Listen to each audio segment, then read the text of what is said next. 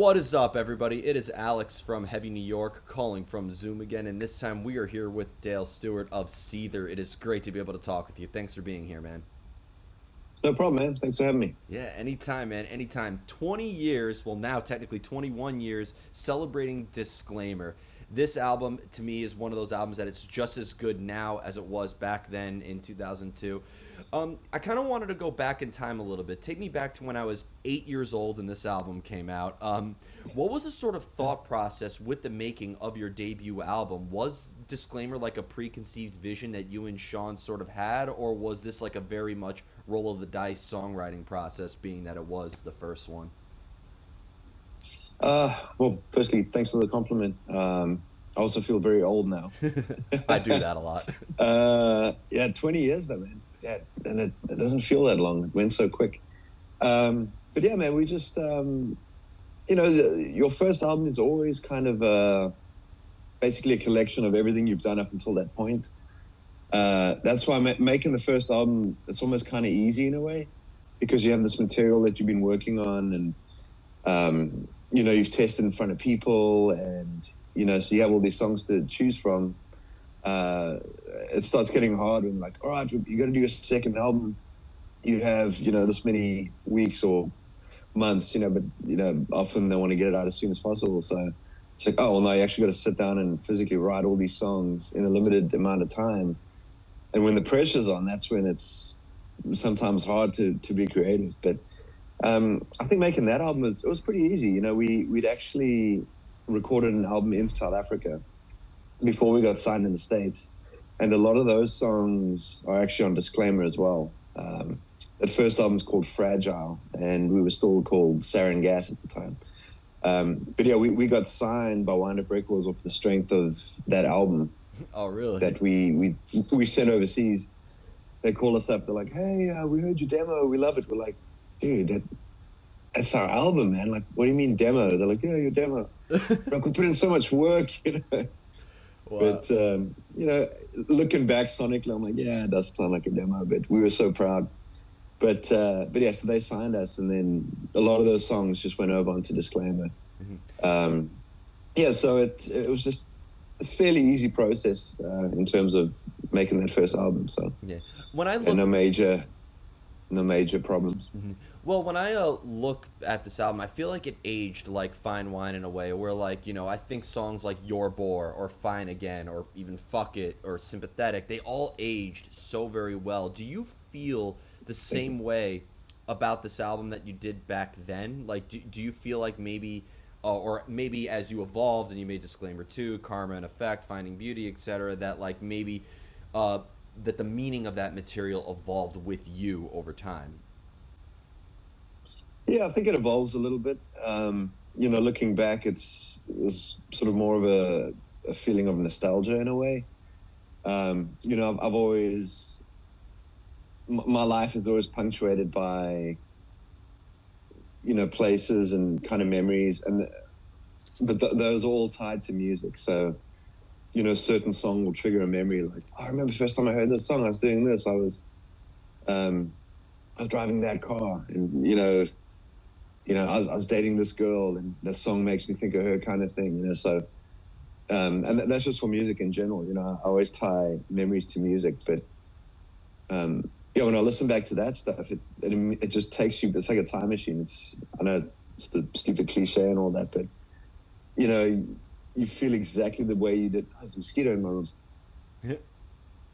Got him. You feel exactly the way you did at the time. You remember where you were, the smell of the studio.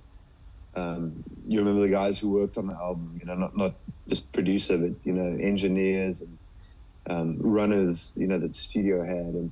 And it was such an exciting time. We moved from this tiny little country in South Africa, and now all of a sudden we're in LA, recording at this, big studio with all these plaques on the walls of these platinum albums that they've made there.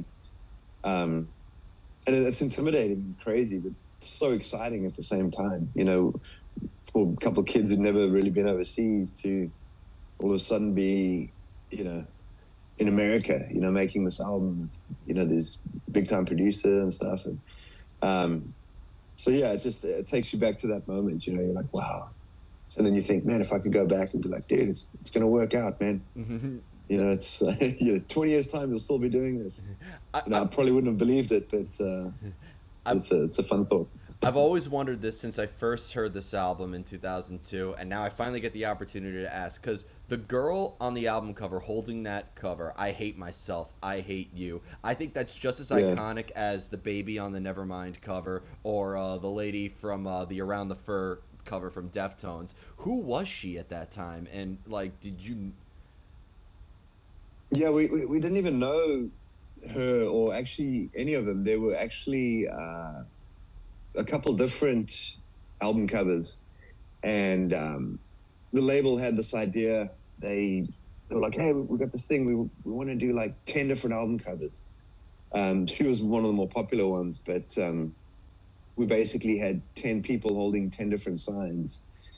And the label had this idea, oh, we're going to sell more albums. And we're like, I don't know if it's a great idea. And they're like, no, it's going to be awesome. And, when you're a baby band, you don't really question. You just say, okay, well, you guys know best, and roll with it. And that's why actually the packaging on this new re-release, it says, we always hated the original, cover, or whatever the sticker says. We always hated the original, cover art. Because we did, I think it confused a lot of people. I feel like you really want something to kind of make a statement. Here we are. That's the album. It's before internet back then, or before it is as big as it is now. So couldn't really Google something. So you had to know what that album looked like out of a magazine or MTV. When they still played videos, and know what you're looking for in the record store. And I think a lot of people were confused. They didn't know what to look for. I don't even think it really said the band name like on the front. And I get what they were trying to do. I just don't think it worked. Unfortunately, but it's just one of those things. I've never forgotten that album cover, and every Seether fan I know hasn't forgotten it either. So I think it worked out for the best. Okay, well, maybe it did work. Maybe as the band, maybe when you so close to something, you sort of can't see the forest for the trees. I don't know. There is some... Does that make any sense? Yeah, definitely. There's some diehard Seether fan out there who has "I hate myself, I hate you" tattooed somewhere on them. Just that. Yeah, probably. Yep. I think I saw it when you guys played at Incarceration in 2019. So. Okay. Yep. Yeah, it's always a trip when you see someone with a tattoo. You're like, oh. Like you're a big fan. I guess I have the tattoo as well. So yeah, I've seen a couple of people with the same one on the forearm as well. Yeah, I have plenty of my favorite bands tattooed as well. So yeah, we're all guilty of it. We played a show once. I think it was like Philly was it Denver? I forget where it was, but there was like this cool bar, and we played the show. And I thought, let me go to this bar. I want to go have a couple of beers. I don't know if I had friends there or what, but I walk up to the bar, and I'm standing there, and this dude stands beside me. He's like, cool tattoo. I'm like, oh, yeah, thanks, man. He's like, you must be a big fan. I'm like, yeah, I've been to every show. And he was like, he looked at me, he's like, what? And like, he didn't put it together. I'm like, oh, man, well, I was talking to you. See. That's amazing. I'm like, you just watched the show, right? Like, I don't even think I changed. I was wearing the same sweaty shirt. Like, you must be a huge fan. That's amazing. So it's one of those funny moments, Definitely. And one other question I have pertaining to Disclaimers. Next year is going to be 20 Years of Disclaimer Part 2, which I also think is just as good. I think a track like Love Her, for example, is a very, very relatable track. And, the way that you evolved, I thought, Pig and Cigarettes, it's always a very relatable songs. Was that always the intention to kind of make Disclaimer a 2-part album series in a way? Or like, are they kind of like fundamentally sort of like one of the same, or like consider them sister albums, or did it just kind of turn out that way? Yeah, it's, we wanted to do like the label wanted to do basically like a re-release of the album. And we wanted to make it worth people's while to go and buy it. We're like, dude, we don't ever want to you know, we wanted to make it, basically put new content on there for the fans instead of just doing like a re-release type thing. So yeah, I know, again, it's one of those kind of label decisions. We're on a different label now, thankfully, but it's one of those sort of questionable label decisions that you don't always agree with. But I think it worked out in the end. We kind of came up with a compromise. Got to release some of the new stuff that we've been working on, and some of the older stuff. Lover. That's a pretty old song. So it's nice to be able to release some kind of old school songs you've only really demoed before, that have never actually even seen the light of day. So we got the chance to do that. So yeah, it worked out.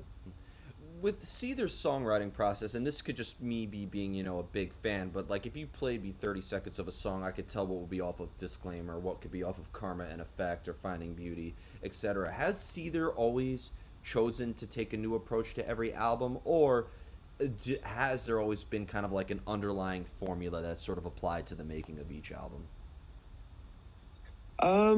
Yeah, every album is kind of its own thing. We never carry demos through to the next album. Because the band evolves. It's a living, kind of breathing thing. Just like people change and evolve, or your music taste evolves, or how you think about music. So, the writing evolves too. And it almost seems like a song written 5-10 years ago will be a little bit, maybe noticeably different.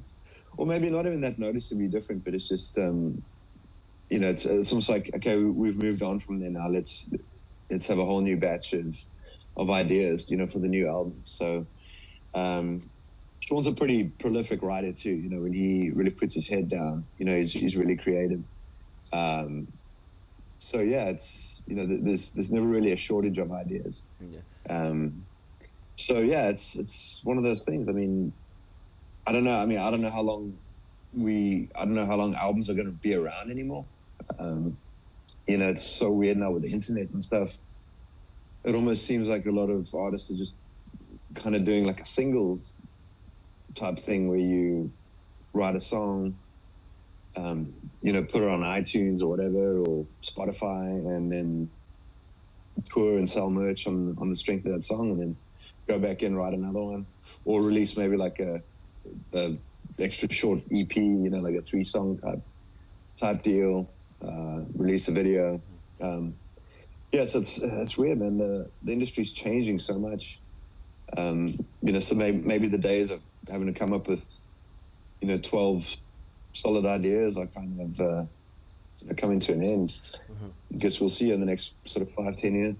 Well, the whole Seether catalog is a huge emotional roller coaster, I thought, because you have songs that make people laugh, like "Fuck Me Like You Hate Me." People always, or "No Jesus Christ," or "Six Gun Quota" even has that fun, feel good vibe to it. But then you have songs as melancholy as "The Gift" or "Breakdown" or "Broken," that famously known. Yeah. And then you have songs that are, more optimistic. I know this wasn't written on the basis of Good Circumstance, but Rise Above This, I know, has a very positive message behind it. I feel like Remedy or The Truth is something, has like an attitude behind it that makes people feel good. So do you and Sean both need to kind of feel the same way emotionally when writing the material together in order to make it sound consistent in a way? Do you both have to put yourself in each other's shoes when writing together? I don't think so. The music always comes first. And then, when you listen to a piece of music, it'll kind of make you feel a certain way. And I think that then sparks off Sean's, thought process for the lyrics. And then, lyrically that can, steer a song and, firstly, the sound of the music will steer the melody, the vocal melody, but then also the lyrical content. So, which direction he's going to go with that. So it's, what was I going to say? So I got this mosquito. I think I missed him. He's chomping me up. I picked a bad day to wear shorts. Yeah. So, yeah. And then, it can go pretty dark. And, for Sean, lyrically, it's kind of like a diary or like a therapy session. Going through something, something turbulent or stressful or whatever, the best way to get that out is put it in a song, kind of purge it out of your system. So yeah, he kind of wears his heart on his sleeve, with the lyrics and stuff, and it's helpful. I think it's definitely kind of a therapy.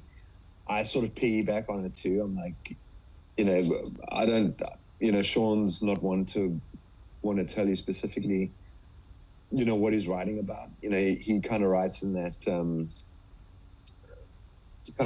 way where it's broad enough, it's specific enough to know what he's talking about, but it's broad enough to where it can apply, to you in your own situation. Yes. So yeah, you can apply it to your own life and think, oh yeah, it's, reminds me of this, or I'm going through that.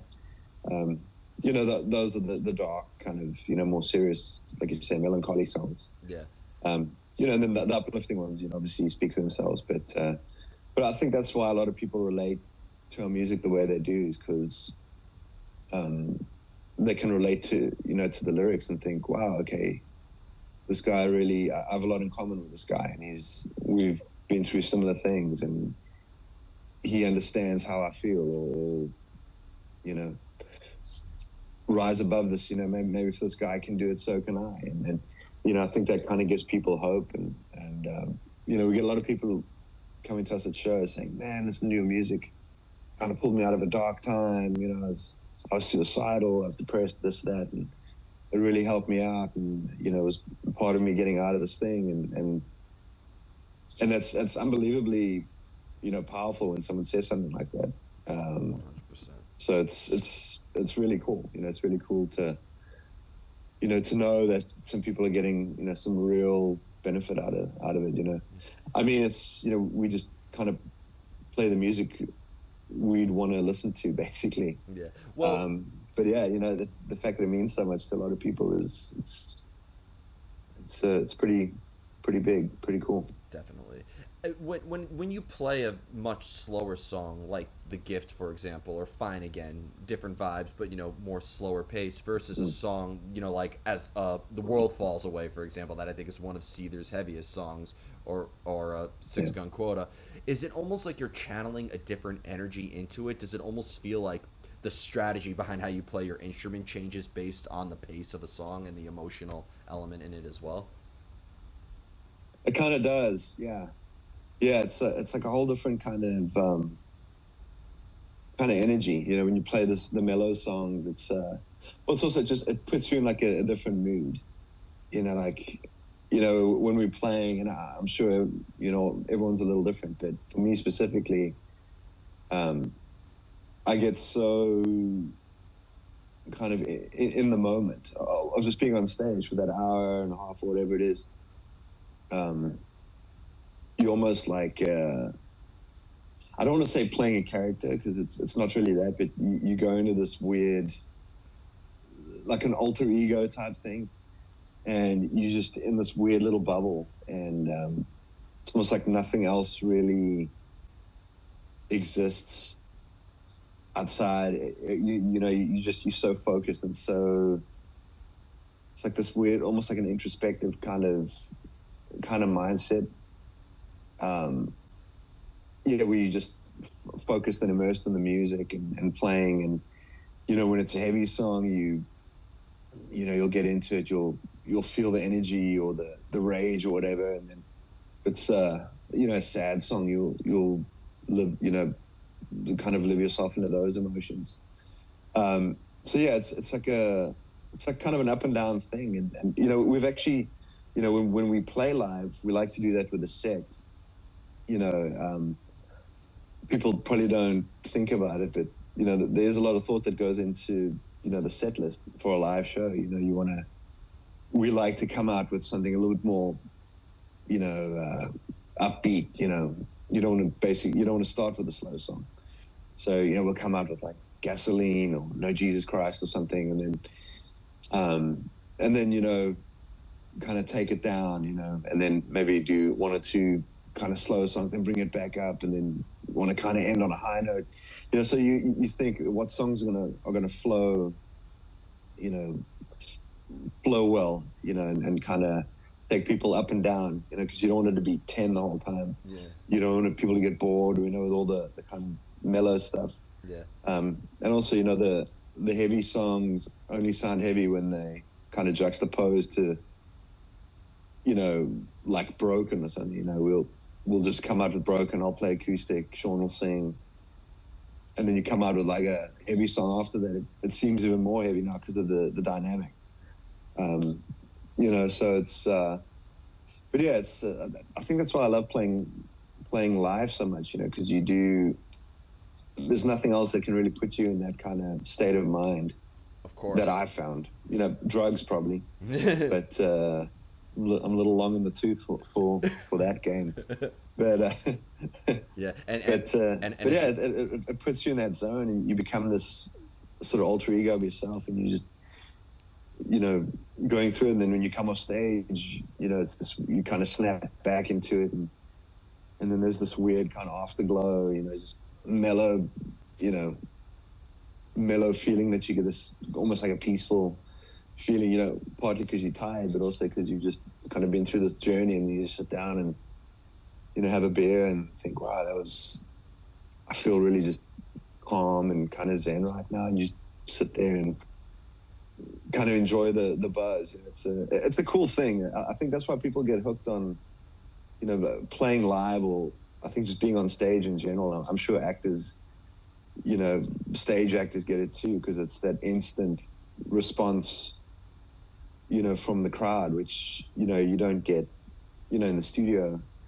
The studio's rewarding in other ways, but to get that instant response from the people and be there playing it live, it's addictive, you know, and it is like a drug. You want more of it, and yeah, it's a real thing. You know, it's cool. It's a cool experience.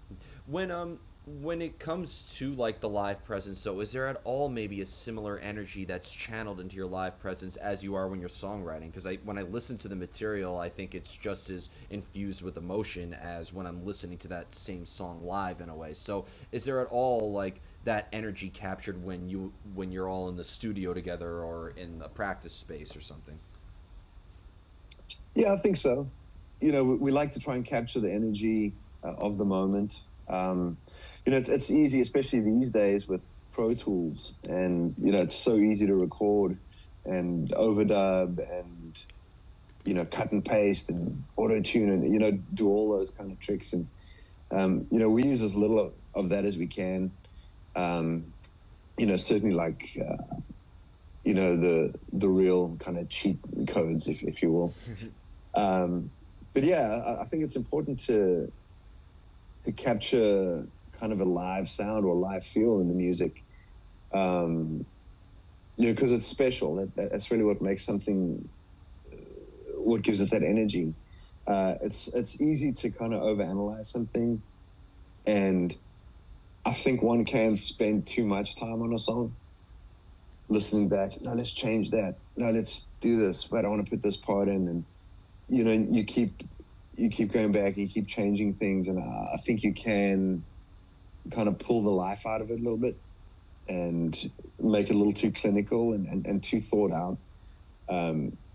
Yeah, I think if you use your brain too much, you kind of lose the feel, you know, where it comes from inside, you know, from the heart, so to speak, or from the gut. And yeah, I think often that first instinct is the best one.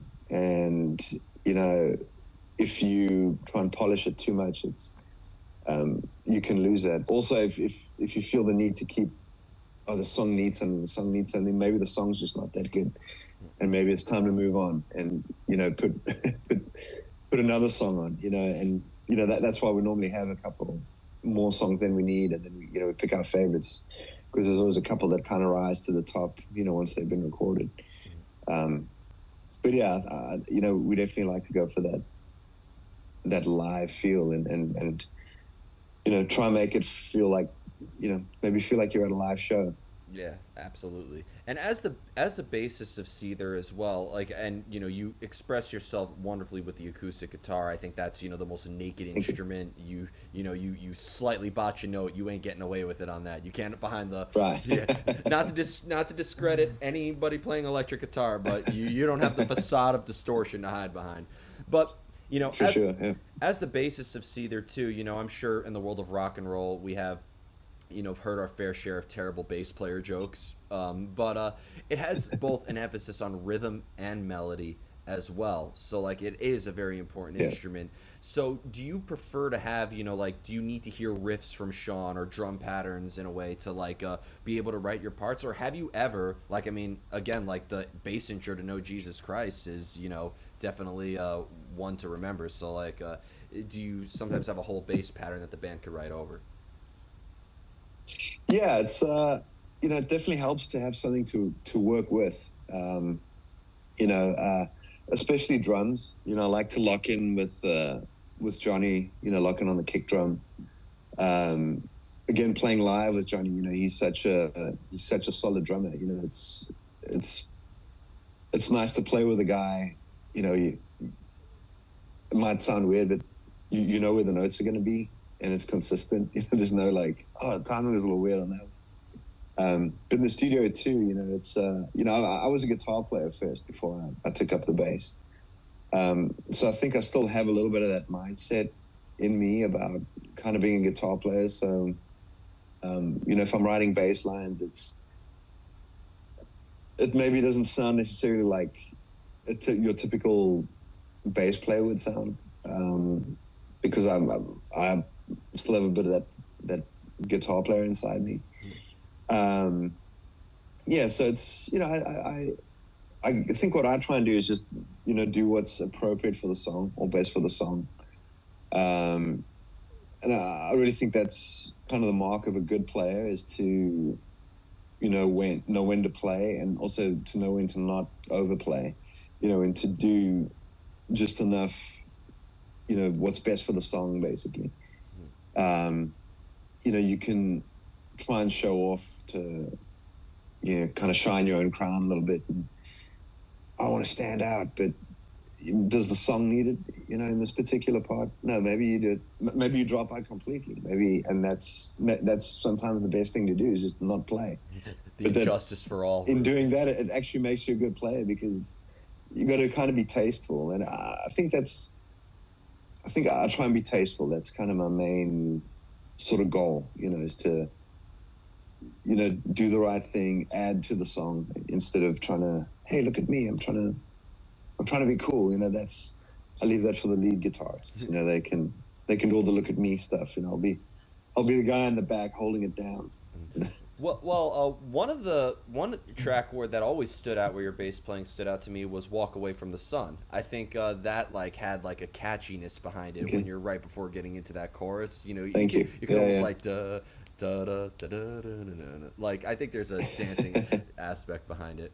So I think you have the best of both worlds with that. There are some times where like the bass player, is just there to do their job, and it's needed, so not to discredit it. But then there's times where you can kind of have a little bit of fun. There's an apples and oranges in terms of genre, but there's a death metal band called Archspire, where the bass player is literally doing hammer-ons and playing the bass like it's the third guitar in the band. Like, it's insane. So, there's a lot you could do with 4 or 5 strings. No, there is. I've been watching this guy on YouTube lately. What's his name? Charles Bertold, I think. No, I gotta check him out. Is his name? Yeah, he's unbelievable. He's just this like nerdy kid who spent way too much time, just playing the bass. But I mean, the things he does, and it's all like the hammer-on stuff, and I don't even know what he's doing half the time. I'm like, damn, dude, I feel like the biggest amateur in the world right now. But it's so nice to watch, watching someone who's that skilled at something. I don't even care what it is. I can have no interest in it. It can be like, cake decorating, or something, but if someone's really, watching a master at work, it doesn't matter what it is, it's lovely to watch someone just do something as close to perfect as it can be. And he's that guy with a bass. Like, yeah, he's worth checking out if you haven't. Charles Berthold, I think. I'll check him out. Yeah, he's great. And I'm also a long-time fan of Billy Sheehan. Oh wow! He used to play in Mr. Big, and he's jammed with Steve Vai and Joe Satriani and all those big-time guitar guys. And I mean, he's like the Steve Vai of the baseball. I mean, he just does all this crazy hammer-on stuff, and he does this weird Ninja Turtle thing where he's tapping. I'll never forget the first time I've actually become friends with him, since, being a Mr. Big fan is when I was a kid back in South Africa, which is really cool, that I've gotten to know Billy a little bit. But I remember I went out, and, I was a Mr. Big fan growing up, and I was still living at home. I was like a teenager, and I went out and I got pretty drunk, and I came home one night, and I put on the TV. I still live with my parents. I snuck in, put on the TV, and they were airing this Mr. Big concert on TV, and I didn't know who it was at first. I just turned it on, and it was right as he was starting to do this bass solo, and he has this dude with this long blonde hair. I just stood there with my mouth like literally hanging open. Like, I'd never seen anyone play an instrument like that. Not a guitar, not a fiddle, not drums. Like just, I'd never seen anything done like that on an instrument before. And I mean, he just took it to a whole new level. And I was like, what? And I'm like, oh, it's Mr. Big. I'm like, yeah, that's Billy Sheehan. And because, this is before you knew what your heroes looked like. Yeah. It's, before internet and all that stuff from the modern days. But it just blew my mind, and it just changed the way I kind of thought about everything, music. I was like, damn, bass is actually cool. Maybe I need to do that, because I was playing guitar at the time. So yeah, Billy Sheehan, man, he's probably like top 2, top 3 bass players for sure. And anybody who says that the bass player don't get the girls, just remember Lemmy and Peter Steele. Those are the only 2 bass players you need to mention at no rebuttal. Yeah. Dale Stewart from Seether. Good point. It's true though. What's there's those T-shirts where it's like, it's like the little stick man, and then it's the singer, and he's got 2 girls, and the guitar player's got 1 girl.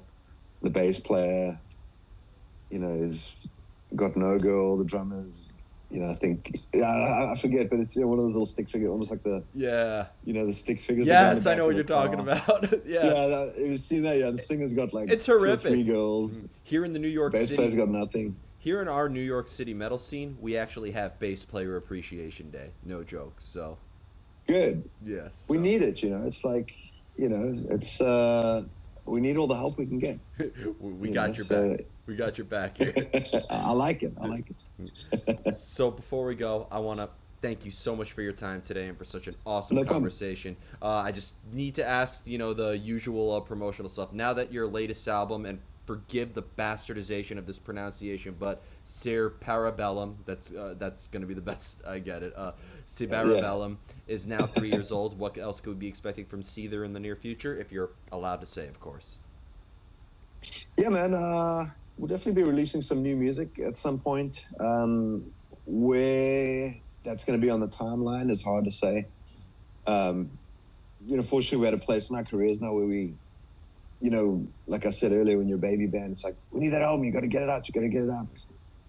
Whereas now we can take a little bit more time, make sure the songs are ready, and then go in and knock it out. But yeah, we'll see.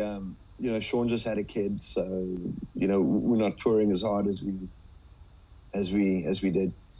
But yeah, definitely going to start working on some new stuff, and so yeah, just kind of keep an eye out for announcements on that. Nothing set in stone yet, but it's in the future. So don't despair, fans. There's something something in the pipeline. Just got to wait a little bit longer. It'll be worth the wait. Thank you so much, everybody. Hopefully. We are here with Seether. Happy 20 years to Disclaimer. This is Alex from Heavy New York, and we will see you next time.